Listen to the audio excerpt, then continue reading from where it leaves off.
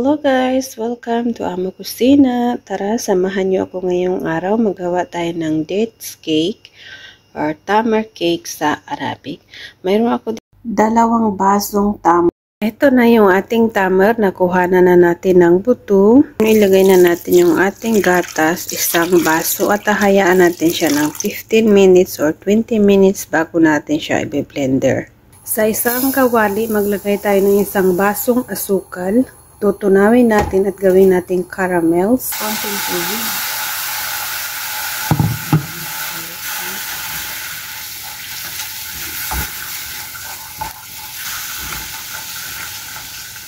Malapit na matunaw yung ating asukal. Antayin lang natin mag-brown. Natunaw ng asukal.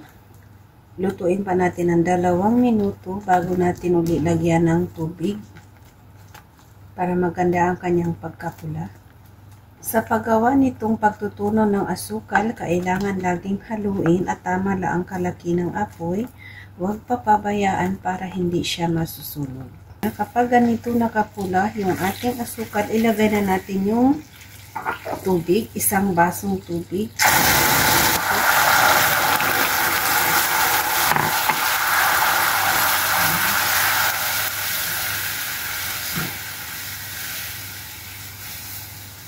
Pakuluin natin uli ng 3 minuto, then papatayin natin ang apoy at iset aside, palalamigin. Pagpakulay ng ating cake para maganda ang kulay ng ating cake. Ang kulay ng ating cake nakadepende sa ating asukal. So, lutuin lang natin ng 3 minuto bago natin patayin ang apoy. Blend natin at gagamit tayo ng hand blender hanggang sa madurog yung ating tamar.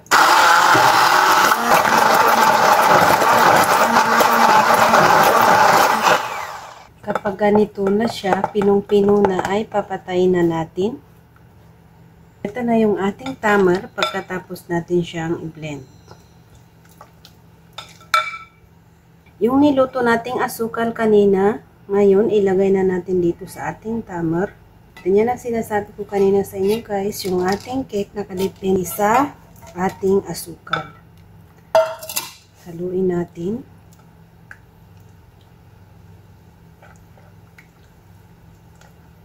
Haluin natin ng mabuti para magkahalo yung tamar at saka yung ating asukal. Yung ginawa nating caramel sugar. O diba yan, gumanda yung kulay ng ating tamar, naging brown siya. Ngayon, iset aside natin. Ilagay na natin yung ating itlog. 3 itlog po yung aking gagamitin dito. Ito na yung ating 3 itlog ngayon. Inakila natin hanggang sa magkahalo yung itlog.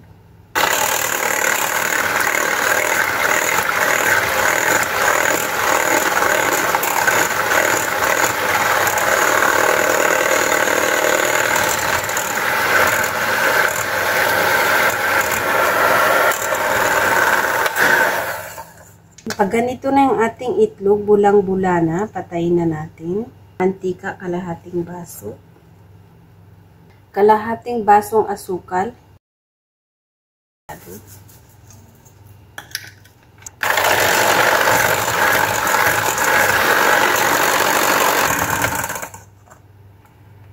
Ibuhos na natin dito ngayon para magkahalo. Yan lahat.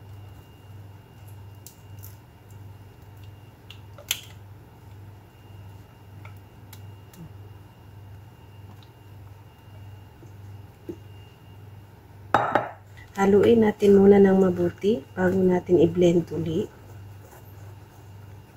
para hindi tatalsik sa ating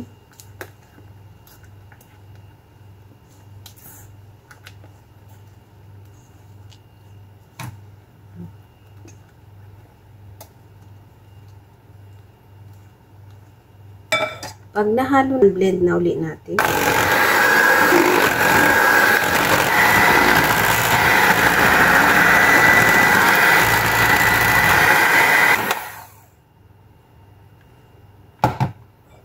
dalawang basong arena,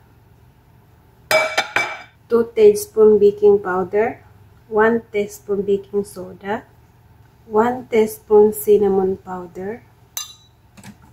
Salain natin.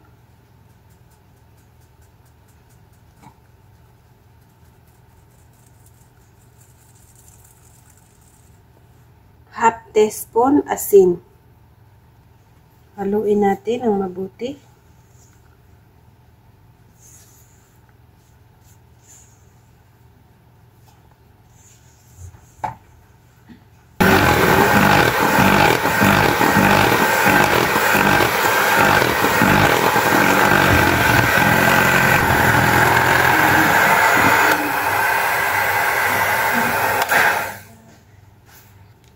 Half cup cashew nut. Haluin uli.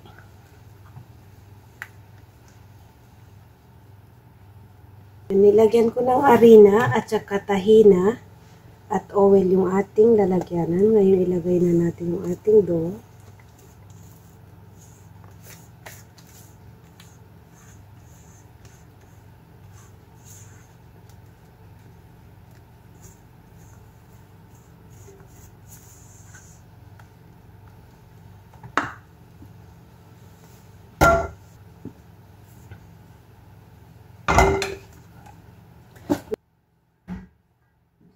I-oven na natin hanggang sa maluto. Ito na yung ating cake. Mashallah, luto na siya. Itsura pa lang, di ba? Ang sarap-sarap na. Yan ang sinasabi ko sa inyo, ang kulay ng ating cake nakadepende sa ating asukal. Sana nagustuhan ninyo ang ating homemade tamar cake. Unang beses ko gumawa nitong cake at nakakain at nakatikim, pero masasabi kong kuhang-kuha ko yung lasa at lambot. Perfect talaga. Kaya gawin nyo na din guys. Sundan nyo na din tong aking recipe. Sana nagustuhan nyo. At kung nagustuhan nyo, huwag nyo kalimutang mag-like at mag-share at mag-subscribe sa aking YouTube channel. Thank you!